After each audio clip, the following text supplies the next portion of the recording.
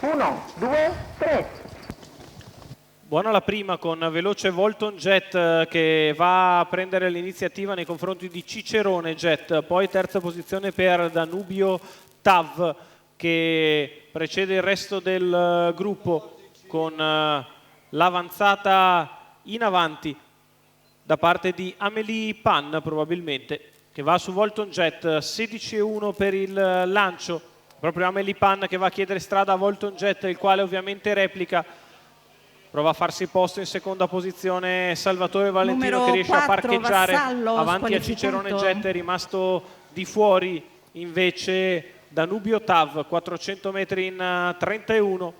guida il gruppo Volton Jet che precede sempre Danubio Tav che ora avanza con decisione allo scoperto dopo un 45,9 per i primi 600 metri, la bordata di Danubio Tav a Volton Jet, Antonio Di Nardo che prova a scavalcare sul parziale il rivale, insiste Danubio Tav che passa dopo 800 metri passati in 59,7, bordata da 13,8 sulla retta opposta alle tribune. Volton Jet che rimane secondo avanti ad Amélie Pan, poi allo scoperto bellamente in corda Cicerone Jet quando la metà gara se n'è andata in 1,15,2.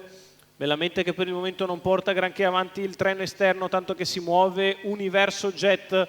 per le vie larghe, cerca di aggirare bellamente, la quale ora reagisce però davanti alle tribune, una frazione in 15,2, Danubio Tav in vantaggio, Universo Jet proteso in terza ruota per aggirare bellamente, poi Barbarigo, quindi anche Bonetto Star sulle tracce di quelli al largo. La piegata di destra passata in 15,3, intanto Danubio Tav continua a scandire i parziali all'avanguardia, Volton Jet in seconda posizione, in terza c'è sempre Amélie Pan, ora quelli all'esterno fanno molta fatica a progredire quando siamo al completamento della retta opposta alle tribune, passati in 14,6, 2 minuti e 3 decimi per il miglio di gara. Danubio Tav prova la fuga da Volton Jet, Amélie Pan, Cicerone Jet viaggia bene solo il treno allo steccato, gli altri sono dispersi per terze e quarte ruote, all'ingresso della dirittura d'arrivo Danubio Tav in fuga dai rivali, Danubio Tav che nel finale ha ampio margine di vantaggio e viene a vincere, mentre per il secondo posto sprinta molto bene dalla corda Zarbon che fa secondo avanti a Volton Jet, quindi Amélie Pan, poi Today Winner Font, 29,6 ad arrivare, 1,14,2 sul doppio chilometro per Danubio Tav e Antonio Di Nardo, presentato in versione extra lusso da Salvatore Valentino, i colori di Michela Rossi.